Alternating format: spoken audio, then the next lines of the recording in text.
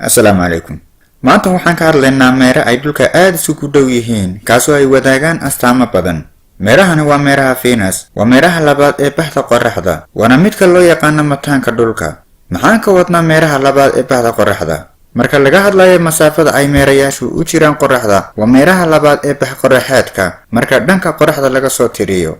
Waxa uu leeyahay meerahani magacyo badan sida waxara xidhka, xidiga waaberi, sahra. Soomaaliduna waxa ay u taqaanaa waxara xidh, sababtuna waxa ay tahay waxa si fiican loo arkaa maqribka kadib qorraxdu marka ay dhacdo, waana walaxda ugu iftiinka badan ee cirka ka muuqata. Sidoo kale waxaa la arkaa marka uu waagu dilaaco, waxaana aynu u naqaanaa xidigta waaberi.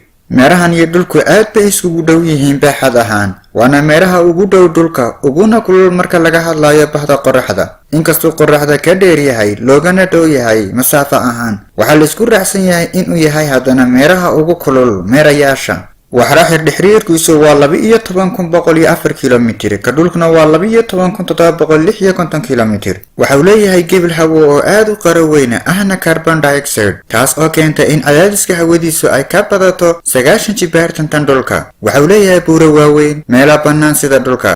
waxaa lagu naanaysaa meeraha naarta sababtoo ah waxa uu leeyahay togag waaweyn oo ay socdaan dab iyo holac karkaraya. heerkulka meerahani waa 470 iyo in ka badan, taas oo nolosha ka dhigtay mid aan macquul ahayn in lagu noolaado.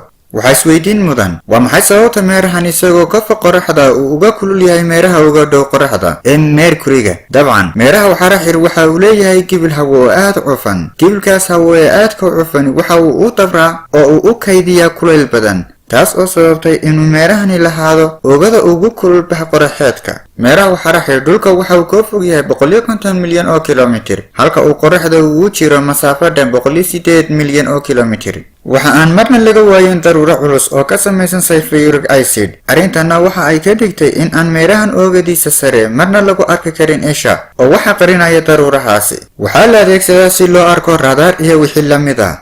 tijaabooyinka la sameeyay waxaa ka mid ah sanadii 1970 midowgii Sofiyiinka ayaa waxa ay u direen dayax-gacmeed kii ugu horreeyay uguna dambeeyay ee ku duldega oogada waxara xidhka. waxaa la odhan jiray Venera 7. waxyar kadib dayax-gacmeedkii waa uu howlgabay waana la waayay gebigiisiiba. daqiiqadihii uu shaqaynayay xogtii uu soo gudbiyey waxaa ka mid ahaa heerkulka gaaraya 470 digri ee uu leeyahay. arrintaas oo soo afmeertay riyadii ahayd in mar un ay ku noolaan doonaan ibni aadanku. 1989 wakaaladda hawada sare ee Mareykanka NASA ayaa u dirtay dayax-gacmeed la odhan jiray Magellan oo 4 sano ku wareegaya meerahan, isaga oo sawirada ku qaadaya mawjadaha raadaarka.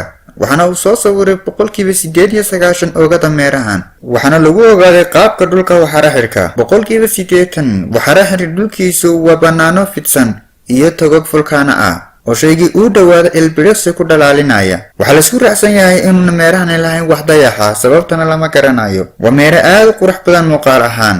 intaas ayaan ku joojinaynaa maanta. wassalaamu calaykum waraxmatullaahi wabarakaatu.